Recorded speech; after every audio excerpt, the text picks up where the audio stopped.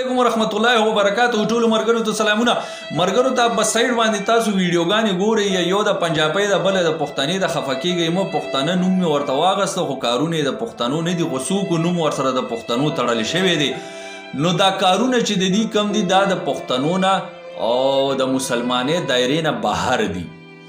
مونږ بار بار سوشل ورکرانو په سوشل میډیا باندې حکومت ته دا پیغام ورکړی دی چې مهرباني وکړئ دا ونیسئ سخته سزا ولا ورکړئ چې دې داسې غلط فحاشي ویډیوګانو نه منې شي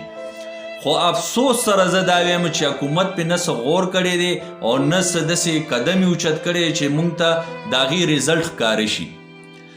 آیا زه حکومت نه او ټولو مسلمانانو نه زه دا تپوس کوم چې دی زموږ ماشومانو ته دا میسج ورکول غواړي چې دغه رنګ ډانسونه کوئ دغه رنګ لباسونه اچوئ په سکرین باندې تاسو کتی شئ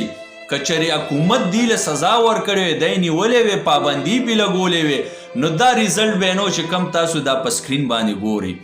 دغه رنګ فحاشي ویډیو دی جوړي او دغه رنګ لباسونه اچي دغه رنګ کارونه کوي ډیره د افسوس خبره ده مونږ دپاره زمونږ د مسلمانانو دپاره دی مونږ له پښتنو له زمونږ پاکستان له په مخ سپیړه ورکه چې زمونږ حکومت بالکل خاموشه ناست دی هیڅ قسمه قدم یې اوچت نه کو چې دی له سزا ورکي چې دی آینده دپاره داسې کارونه ونه کړي نو زما دا میسج دی حکومت ته اپیل کوم ریکویسٹ کوم عاجزانه چې مهرباني وکړئ دا په دې باندې دا کم دا ویډیوګانې دي جوړې فحاشي ویډیوګانې دا پې بند کړئ